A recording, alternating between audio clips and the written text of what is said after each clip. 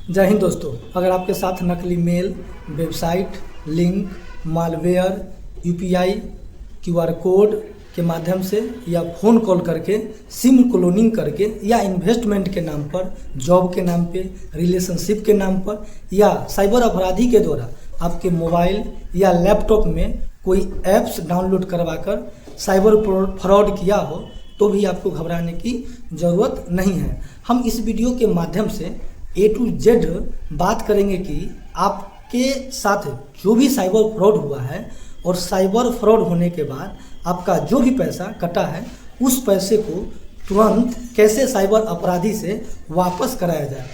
Video अंत तक देखें। यह हेल्पलाइन नंबर 1930 1930 पर कॉल कीजिए। जब कॉल कीजिएगा तो हो सकता है डायल 1930 पर आपका फ़ोन न लग रहा है और बार बार बिजी बता रहा है, तो घर के अन्य सदस्य का भी मोबाइल लेकर बार बार उस पर कॉल कीजिए और लग जाए तो तुरंत शिकायत कर दीजिए। अगर आपको डायल 1930 पर कॉल नहीं लग रहा है तो आप लोकल साइबर थाना, साइबर कैफ़े या खुद भी cybercrime.gov.in पर शिकायत दर्ज करा सकते हैं। हाँ, रिपोर्ट करने वक्त आप अपने पास transaction ID, UTI number, reference number, transaction का दिनांक एवं समय, भेजने वाले और पाने वाले का bank account number, UPI ID, phone number, screenshot जैसे बैंक अलर्ट मैसेज आता है उसका, चैट का, लिंक का,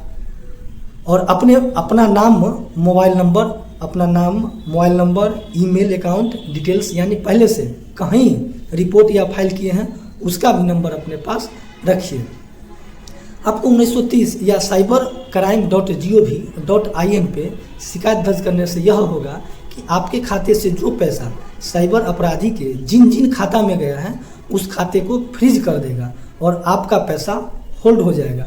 आपका पैसा जितना जल्दी होल्ड होगा उतना ही पैसे रिकवरी होने के चांसेज बढ़ जाएंगे। अगर आपके द्वारा लेट से शिकायत दर्ज करते हैं तो साइबर अपराधी के द्वारा उस पैसे को कैश में निकासी कर लेगा, तो फिर आपका पैसा रिकवरी होना मुश्किल होता चला जाएगा। इसीलिए जितना जल्दी हो आपको शिकायत दर्ज करानी चाहिए। साइबर ठगी में समय ही सबसे बड़ी कुंजी है, क्योंकि साइबर फ्रॉड होने के 2 घंटे के बाद के समय को गोल्डन आवर कहा जाता है।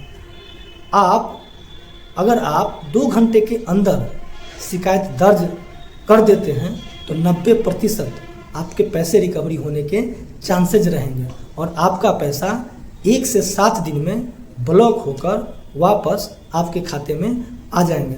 अगर आपके द्वारा 24 घंटे के भीतर शिकायत दर्ज कराते हैं तो भी 7 से 15 दिन में जो पैसा रहेगा वो रिजॉल्व हो करके पैसा आपके खाते में आ जाएंगे।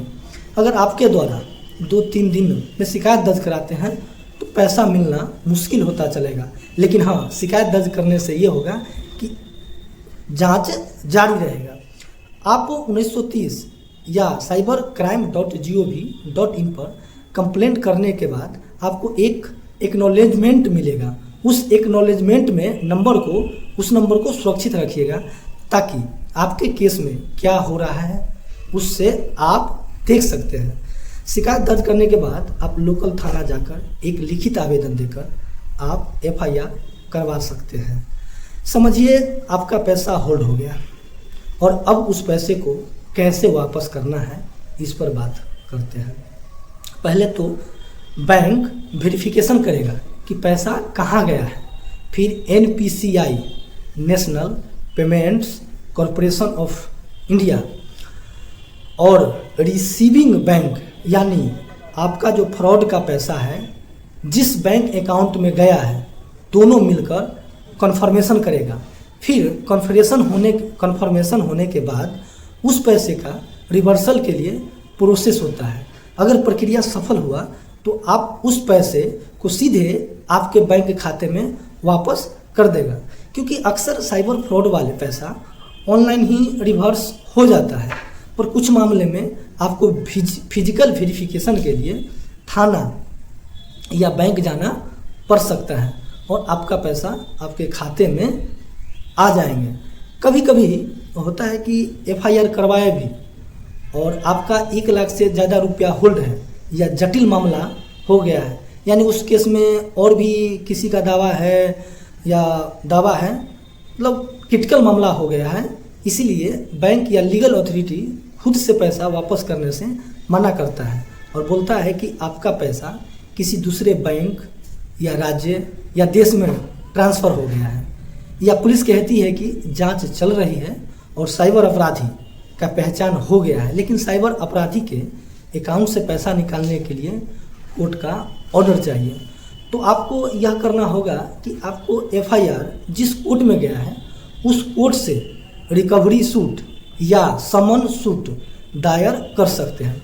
आपको माननीय न्यायालय से ऑर्डर प्राप्त करने के लिए आपको FIR की कॉपी, CCP का शिकायत number, bank statement, transaction proof, UPI ID, reference number, call जो किया था, ईमेल, चैट या वेबसाइट जिसके माध्यम से ठगी किया है उसका स्क्रीनशॉट, आधार कार्ड, पैन कार्ड और जो बैंक आपका पैसा होल्ड करके रखा है उससे लिखित प्रमाण पत्र लेकर जाना पड़ेगा माननीय न्यायालय में।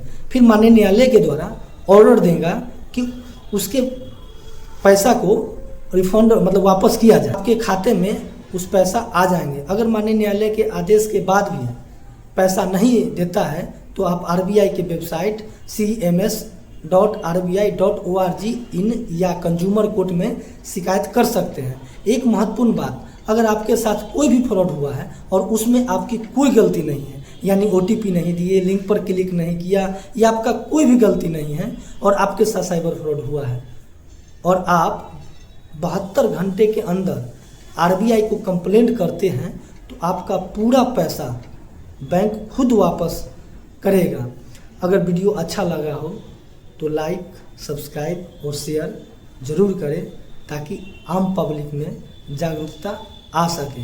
अगर किसी भी प्रकार का कोई भी समस्या हो तो कमेंट बॉक्स में ज़रूर लिखें, उसको कमेंट के माध्यम से आपका जवाब दे सके। जय हिंद।